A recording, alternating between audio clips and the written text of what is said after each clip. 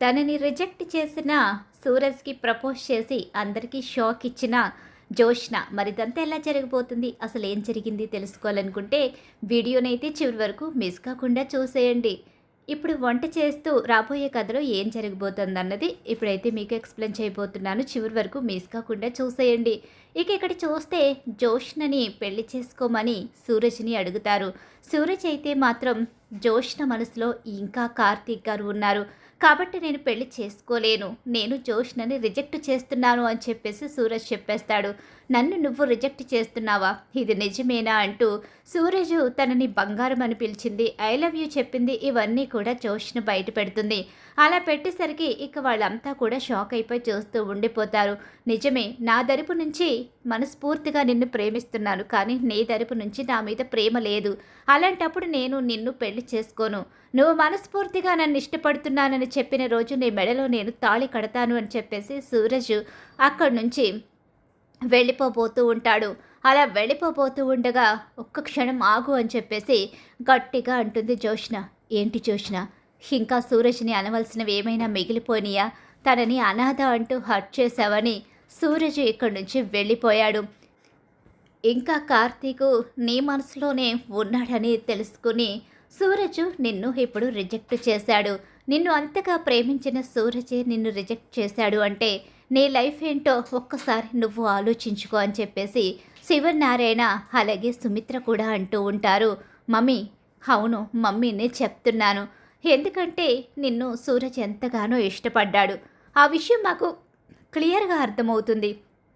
కానీ నువ్వు మాత్రం నీ మనసులో ఉన్న మాటల్ని బయటికి రానివ్వకుండా చాలా తెలివిగా మమ్మల్ని బొమ్మల్ని చేసి ఆడుకుంటున్నావు. నీ పెళ్ళి చూడాలి అనే మా కోరికను నెరవేర్చకుండా మమ్మల్ని ఇలాగే ఇదే ఆశతో చచ్చిపోమని చెప్తున్నావు. మమ్మీ, నేనెందుకు అలా అంటాను? అవును, నువ్వు సూరజు ఇన్ని మాట్లాడాడు, సూరజు నీ మనసులో కార్తీక్ ఉన్నాడు అని చెప్పాడు, కానీ నువ్వు ఒక మాట కూడా మాట్లాడలేదు. ఇప్పటికీ నువ్వు కార్తీక్ని ఇష్టపడుతున్నట్టే నీ మౌనం మాకు అనిపిస్తుంది. నువ్వు ఇంకా కార్తీక్ని ఇష్టపడుతున్నావంటే నీ అంత మూర్ఖురాలు ఎవ్వరూ ఉండరు. కార్తీకు నీ మొహం మీదే చెప్పాడు నిన్ను ఇష్టపడలేదు. ఒకవేళ పెళ్లి సమయం వచ్చి ఉంటే పెళ్లి చేసుకోను అని చెప్పేసేవాడిని. ఆల్రెడీ అంతకు ముందే మీ గ్రానికి చెప్పాను అన్న విషయం కూడా కార్తీక్ చెప్పాడు. కార్తీకు దీపని ఇష్టపడి పెళ్లి చేసుకున్నాడు. ఇప్పుడు నువ్వు వాళ్ళ మధ్యలోకి వెళతాను అని ఛాలెంజ్లు చేస్తూ ఇంత దాకా తీసుకొచ్చావు. ఇప్పటికైనా నిన్ను నిండుగా ఇష్టపడే మనిషి నీ జీవితంలోకి వస్తాను అంటే అతన్ని కూడా ఈ ఇంట్లోంచి అలాగే ఇక్కడ అందరి మధ్యలోంచి పంపించేసి నువ్వు మాత్రం ఒంటరిగా ఉండడానికి ప్రయత్నిస్తున్నావు. ఇంకా ఎందుకే మమ్మల్ని ఇలా బాధ పెడుతున్నావు? మమ్మీ, నేను సూరజ్ని పిలిచింది ఇప్పుడు వెనక్కి రమ్మన్నది నేను ఒక విషయం సూరజ్కి చెప్పడానికి. ఇంకా ఏం మిగిలింది? ఏం చెప్తావు? సూరజ్ అన్ని మాటలు మాట్లాడినా ఒక్క మాటకి కూడా నువ్వు సమాధానం చెప్పలేదు అంటే సూరజ్ మాట్లాడిన ప్రతి మాట నిజమనే కదా. ఏం జోష్నా అని చెప్పేసి దశరథ అడుగుతూ ఉంటాడు. ఇంకా అందులో మనం అడగాల్సింది ఏముంది దశరథ? సూరజ్ మాట్లాడిన ప్రతి మాట నిజమే అని తను ఒక మాట కూడా మాట్లాడలేనప్పుడు మనకి క్లియర్గా అర్థమవుతుంది.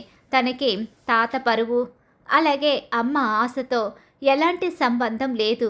తన స్వార్థాన్ని తను చూసుకుని ఇక తను కేవలం తన ఆలోచనలోని బ్రతకాలి అనుకుంటుంది. వాస్తవంలోకి రావాలని జోష్న ఆలోచించడం లేదు.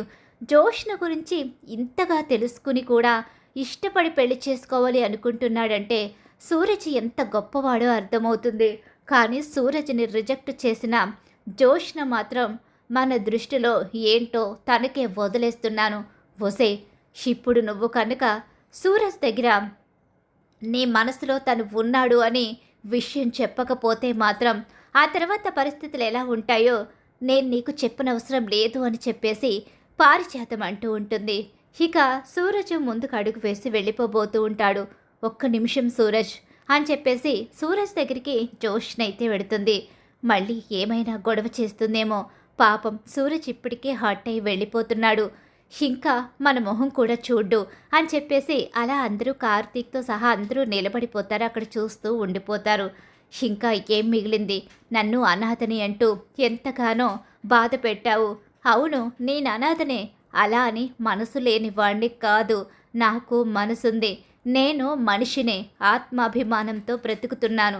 నేను ఒకరి కింద బ్రతకాలని ఎప్పుడూ కోరుకోలేదు. ఒకరి ఆస్తిని కూడా ఆశించలేదు. నేను నా కష్టార్జితంతో బ్రతకాలి అనుకున్నాను. నాకు నచ్చినట్టుగానే ఇప్పటి వరకు బ్రతుకుతూ వచ్చాను. ఇక ముందు కూడా నాకు నచ్చినట్టుగానే ఉంటాను. ఇక నువ్వు నన్ను అనాథ అని 1కి 10 సార్లు అనవలసిన అవసరం లేదు అని చెప్పేసి అంటూ ఉంటాడు. అవును, నువ్వు అనాథవే. నిన్ను అనాథ అని నేను అన్న మాట నిజమే. ఇంతకాలం నువ్వు నా వెంట పడుతున్నా సరే నిన్ను పట్టించుకోకుండా నిన్ను ఎప్పుడెప్పుడు మా ఇంటి నుంచి అవుట్ హౌస్ నుంచి బయటకు గెంటేయాలా, ఆఫీసులోకి నువ్వు రాకుండా చేయాలని నీ విషయంలో నేను ఆలోచించింది కూడా నిజమే. నేను ఒప్పుకుంటున్నాను. కానీ ఈ క్షణం నువ్వు రిజెక్ట్ చేయడం నాకు నచ్చలేదు. రిజెక్ట్ చేయకపోతే నిన్ను ఓకే ఎలా చేస్తాను? నీ మనసులో ఇంకొకరున్నప్పుడు నిన్ను పెళ్లి చేసుకుని నీతో కలిసి కాపురం ఎలా చేయగలను? మనసులో ఇంకొకరిని పెట్టుకున్న నువ్వు నాతో ఎలా సంతోషంగా ఉండగలవు? నీ పొగర్ని, నీ అహంకారాన్ని, అలాగే నువ్వు చేసే పనుల్ని, అలాగే నీ ద్వేషాన్ని కూడా భరించాను. కానీ నీ మనసులో ఇంకొకరున్నప్పుడు నేను నీ మనసులో చోటు కోరుకోవడం కరెక్ట్ కాదనే నిన్ను రిజెక్ట్ చేశాను. నువ్వు ఇప్పటికీ రిజెక్ట్ అని చెప్పేసి అంటూ ఉంటాడు సూరజ్. అలా అనేసరికి నువ్వు రిజెక్ట్ చేస్తే నేను నీకు ప్రపోజ్ చేస్తాను అని చెప్పేసి సూరజ్కి ప్రపోజ్ చేస్తుంది. ఆ క్షణంలో నేను నీకు ప్రపోజ్ చేస్తున్నాను. నా మనసులో ఇప్పుడు నువ్వున్నావు. ఇంతకు ముందు వరకు నా మనసులో బావే ఉన్నాడు. నిజమే, బావని పెళ్లి చేసుకోవాలి అనుకున్నాను. దీప పెళ్లి చేసుకున్న తర్వాత కూడా బావ వెంటే పడ్డాను. దీపని అడ్డు తొలగించుకొని బావని పెళ్లి చేసుకోవాలని చాలా ప్రయత్నాలు చేశాను. కానీ చివరకు బావ దీప కలిసిపోయి నన్ను ఒంటరిదాన్ని చేశారు.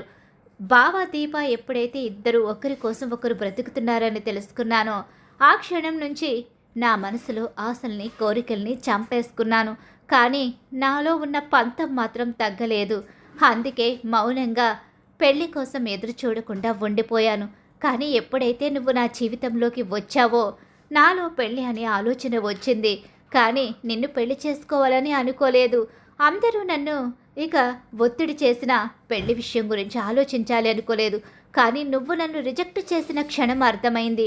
నేను నిన్ను ప్రేమిస్తున్నానని, నా మనసులో నువ్వు తప్ప ఎవ్వరూ లేరని. బావని నా మనసులోంచి ఎప్పుడూ తీసేశాను. ఈ క్షణం నుంచి నా మనసులో నువ్వే ఉన్నావు, ఇంక ఎవ్వరూ లేరు అని చెప్పేసి ఇక అందరి ముందు జోష్న సూరజ్కి ప్రపోజ్ చేస్తుంది. ఇది నిన్ను రిజెక్ట్ చేశాననే కోపంతో నాకు నువ్వు ప్రపోజ్ చేస్తున్నావా? నిజంగా నేను నీ మనసులో ఉన్నాను కాబట్టి ప్రపోజ్ చేస్తున్నావా? అది కూడా నాకు క్లారిటీగా కావాలి. క్లారిటీగానే చెప్తున్నాను. నేను నీకు ప్రపోజ్ చేస్తున్నాను.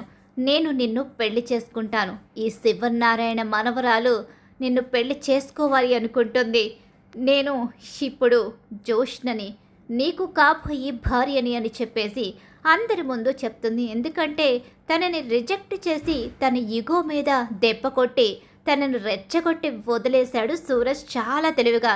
ఎప్పుడైతే తనని రెచ్చగొడతాడో, తన అహంకారం ఎప్పుడైతే దెబ్బతింటుందో అప్పుడు జోష్న ఖచ్చితంగా రివర్స్గా వచ్చి తనని పెళ్లి చేసుకోవాలనే ఒక పంతంతో ఉంటుందన్న విషయం జోష్న గురించి పూర్తిగా తెలిసిన సూరజ్కి బాగా తెలుసు. అందుకనే చాలా తెలివిగా రివర్స్గా వచ్చి ఇక జోష్నను రెచ్చగొట్టి జోష్న చేతే నిన్ను ప్రేమిస్తున్నాను అనే విషయాన్ని చెప్పించుకుంటాడు సూరజ్.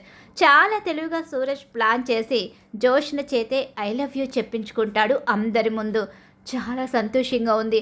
జోష్న చేసిన పని ఒక్క క్షణం షాకింగ్గా ఉన్నా కానీ మా అందరికీ సంతోషాన్ని ఇచ్చింది. ఏంటయ్యా ఇప్పుడేం చెప్తావు? నా మనవరాల్ని పెళ్లి చేసుకుంటావా? పెళ్లి చేసుకుంటాను, ఖచ్చితంగా చేసుకుంటాను. జోష్న మెడలో తాళి కడతాను. ఇక జోష్నతో జీవితమంతా కలిసుంటాను. ఏం బంగారం, నీకు ఇష్టమేనా? ఇష్టమేరా? నిన్ను పెళ్లి చేసుకోవడం నాకు ఇష్టమే అని చెప్పేసి జోష్న అంటూ ఉంటుంది. అలా జోష్నకి ఇక సూరజ్ మీద ప్రేమ మొదలవుతుంది. వాళ్ళిద్దరి మధ్య ఉన్న ఈగోసే వాళ్ళిద్దరిని దగ్గర చేస్తాయి. ఇక ఒకరి మీద ఒకరికున్న పంతమే ఇద్దరి మధ్య ప్రేమను కలిగించి ఇక పెళ్లి వరకు తీసుకువెళ్తుంది పరిస్థితి. సూరజ్ ప్లాన్ అయితే సూపర్గా వర్కౌట్ అవుతుంది అక్కడ. మరి ఖచ్చితంగా రాబోయే కథలో ఇలా అయితే జరగబోతుంది. ఇలానే జరగాలని మీరు కోరుకుంటున్నారా? అయితే వీడియోని తప్పకుండా లైక్ చేయండి. మా వీడియో కనుక మీకు నచ్చినట్లయితే పక్కన ఉన్న హై బటన్ మీద క్లిక్ చేయండి.